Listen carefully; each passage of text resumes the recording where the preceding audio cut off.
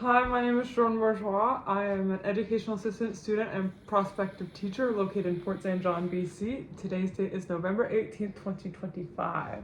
Today I'm here with my mom and we are going to be discussing inclusivity in the classroom, specifically including and accommodating students with ADHD. How are you doing today, Mom? I'm great. How are you, George? I'm doing good. I'm really excited about our topic today. It's pretty near and dear to my heart, as I'm sure it is to yours. As someone with ADHD and also as an EA who often works with children who have ADHD, I'm highly aware of the importance of creating an environment that's inclusive for students who have ADHD so they can thrive academically, socially, and emotionally. What does it mean to be inclusive as a teacher? To me, being inclusive as a teacher means making sure that all students feel welcome, seen, and represented in the classroom. But it also means having a willingness to be flexible and to accommodate or make changes for students to ensure that they can learn the best they can in your classroom. Okay, so it's clearly important to you and to all students. Why is it only specific or important, I should say, to students with ADHD? Well, students with ADHD often struggle academically because the traditional classroom setting isn't really geared to their brains, I guess. Symptoms of ADHD such as hyperactivity, impulsivity, poor auditory processing, or attention deficit can make it really difficult for them to succeed in that traditional classroom setting. So can you talk more about that? Like what kind of ways can a teacher make a classroom more accessible for students with ADHD, or all students that are struggling? Yeah. Well, it's first of all really important to note that accommodations are definitely not one size fits all. First and foremost, it's important to get to know your students on an individual level, get to know their needs, as well as their strengths, so that you can really find what works for you and them in a teacher-student relationship.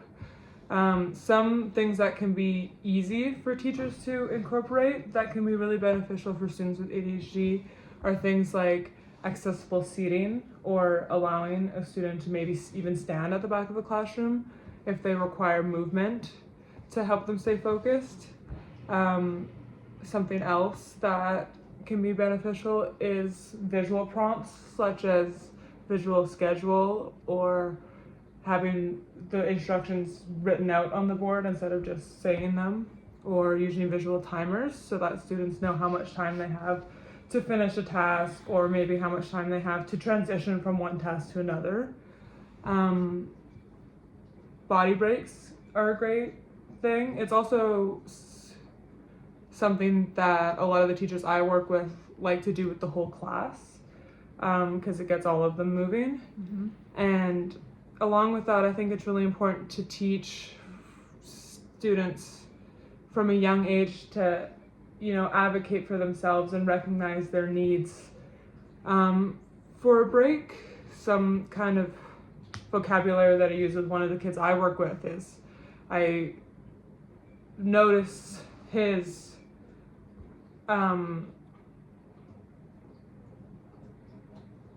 Behavior? Thank you. You're welcome. I might notice that his behavior is getting elevated or sporadic, or he's starting to struggle with his focus, and I would ask him, hey, I noticed your engine's running really quickly. Do you think maybe you could use a break right now?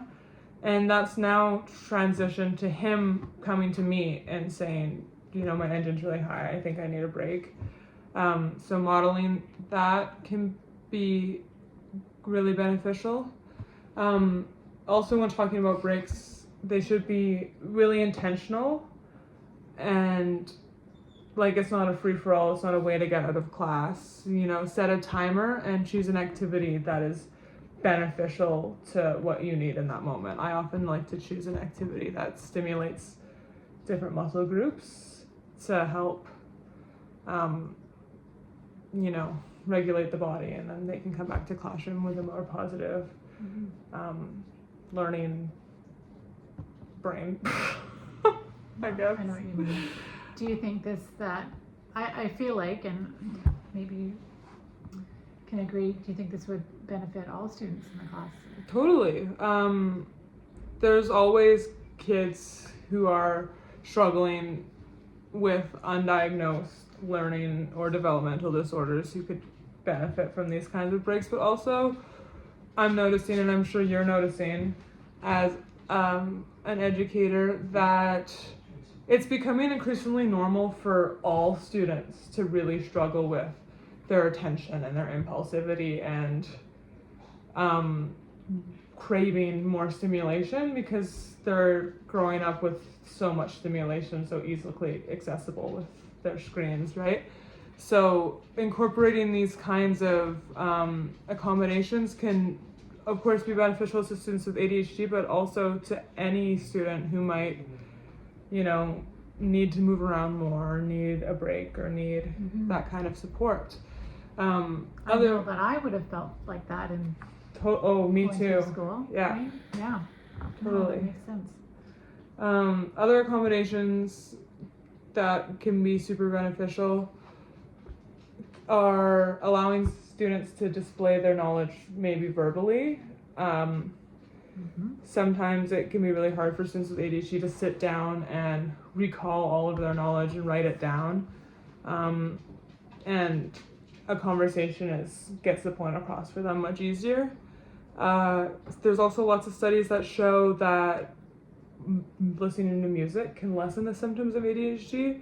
Like, obviously that's not a reasonable or realistic accommodation in every classroom setting or all the time, but especially with older students who are working independently, I think that maybe listening to music can be a really beneficial tool for them. Yes. Feeling supported at school doesn't only reflect these students' academic success, but it also reflects socially and emotionally. An article I read about comorbidities in children with ADHD by Denise Medecki, Maria Soares Varela, and Ruben Perez Elvira writes that social relations are actually one of the biggest problems in children with ADHD. The article reads that these children are often found in conflict with both their peers but also with adults.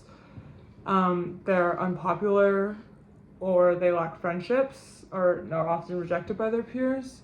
They're also really lacking confidence. A different study shows that 64.3% of students with ADHD reported having low self-esteem, while the other 35.7% reflected having a middle self-esteem. None of the students with ADHD reported having high self-esteem. Wow, that's crazy. Why do you think it's like that? I think it's a mix of a lot of things, definitely, that can impact a child's self-esteem. Of course, academic struggles, like when students struggle in school, they often feel that it is a reflection of them, and it makes them feel poorly about themselves if they're not doing as well as the students that they're working alongside. Some kids feel ashamed of their diagnosis if they have one, or embarrassed by it. It's hard to be different when you're a kid. Like, I think we can all relate to that feeling. Also, how adults interact with children with ADHD in the classroom can really influence the way that they see themselves and also how their peers see them. For example, I'm sure as you know, as an educator, sometimes working with those kids with ADHD can be really frustrating. They can be disruptive, or they often have behavior issues. It can be really hard in a classroom setting to have them. But when we feel frustrated with these students and we constantly meet that behavior with frustration, they might start to feel that personally, it can hurt their feelings. But also, especially with younger children, the other children in the class will pick up on the way that you're feeling or acting towards the student, and they might then start to treat them differently, or leave them out of activities because of the way that the teacher treated them in class earlier that day. Yeah, I can see that. Yeah, so as a teacher, it's just really important to be aware of how we're treating all of the students all of the time. It's a really influential position, and the way that we act will greatly affect the way a student sees themselves, and also the way other students will see them. What do you think, for teachers, what is the biggest struggle when trying to accommodate for students with ADHD, to be inclusive and accommodating? I think the biggest and most prominent struggle is a lack of education and understanding. Many teachers and support workers don't fully understand the way that ADHD is affecting our students.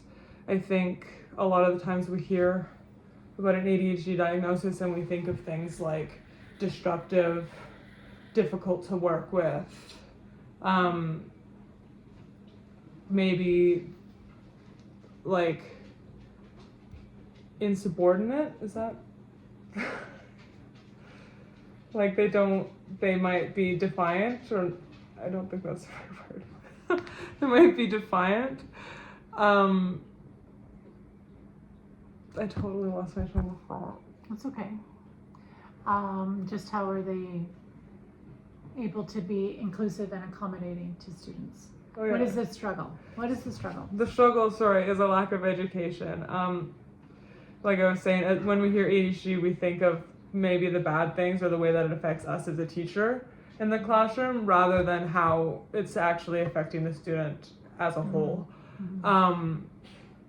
Another huge thing is like a lack of resources and support staff in the classroom. We have really large classroom sizes, and it's just not easy for a teacher in a classroom of 25 plus students to accommodate all of them. It's really important to have a team of staff readily available to support students and staff throughout the day.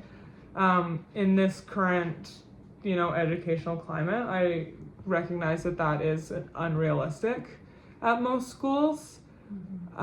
So all most teachers can do is their best. That being said, doing nothing is not doing your best as an educator. It's really important to try to understand your students and to try to meet them where they are, and not just to try to make it through the year with them. Right. Yeah. No, I agree. And I think too, having these accommodations would not only just benefit these kids that have ADHD, but also the kids that may be undiagnosed, maybe struggling, maybe don't know. And be helpful to all the kids. Helpful to all the kids, but also helpful to the teacher. Once you can really understand and meet a child's needs, they're less likely to behave in a way that is disruptive or negative in your classroom, right? So that's the biggest thing. It's not just helpful for students. That environment is only going to benefit everyone. And everyone, yeah. Like meeting your students where they are makes your job as a teacher easier in the long run, even if finding where they are is difficult at times. Yeah, for sure. All right, well, thank you for joining me, Mom. You're very welcome. I hope you enjoyed listening.